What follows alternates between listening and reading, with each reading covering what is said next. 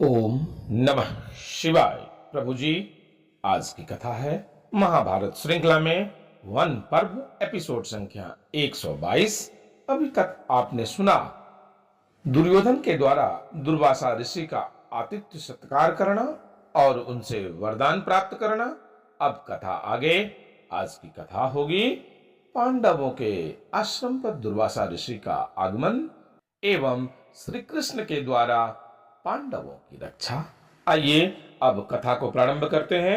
वैशंपायन जी कहते हैं, तदंतर एक दिन दुर्वासा मुनि इस बात का पता लगाकर कि पांडव और द्रौपदी सभी लोग भोजन से निवृत्त हो आराम कर रहे हैं, 10,000 शिष्यों को साथ लेकर वन में युधिष्ठिर के पास पहुंच गए।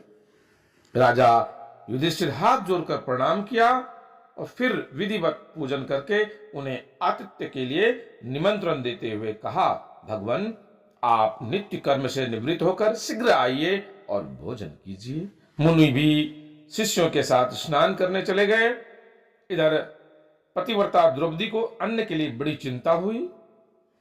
उन्होंने मन ही मन भगवान श्री कृष्ण का स्मरण करने लगी। हे कृष्ण, हे महाबाहु कृष्ण, देवकी नंदन, हे अविनाशी वासुदेव, मैं आपके चरणों में प्रणाम करती हूं। हे कृष्ण, आज से पहले सभा में दुशासन के हाथ से जैसे तुमने मुझे बचाया था, उसी प्रकार इस वर्तमान संकट से भी मेरा उद्धार करो।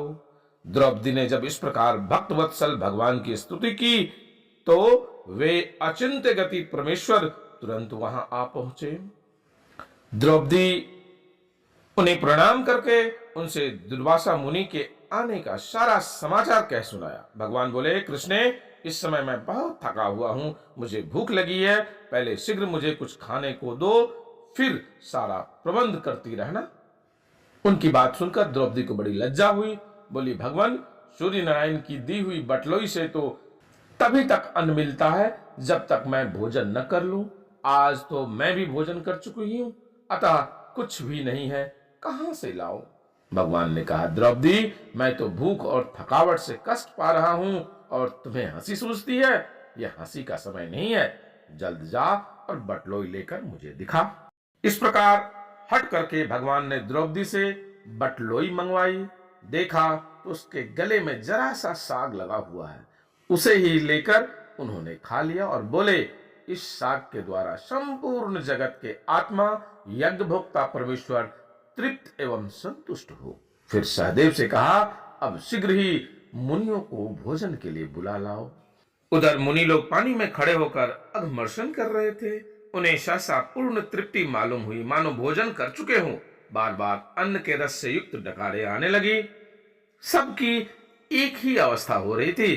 फिर सब लोग दुर्वासा से कहने लगे, हे ब्रह्म से, राजा को अन्न तैयार कराने की आज्ञा देकर हम लोगों ने राजा श्री युधिष्ठिर का महान अपराध किया है। जैसे आग रुई की ढेरी को जला डालती है, उसी प्रकार क्रोधित होने पर पांडव भी हमें जला सकते हैं। इसलिए शिष्यों, अब कल्याण इसी में है कि पांडवों से बिना पूछे ही तुरंत भाग चलो।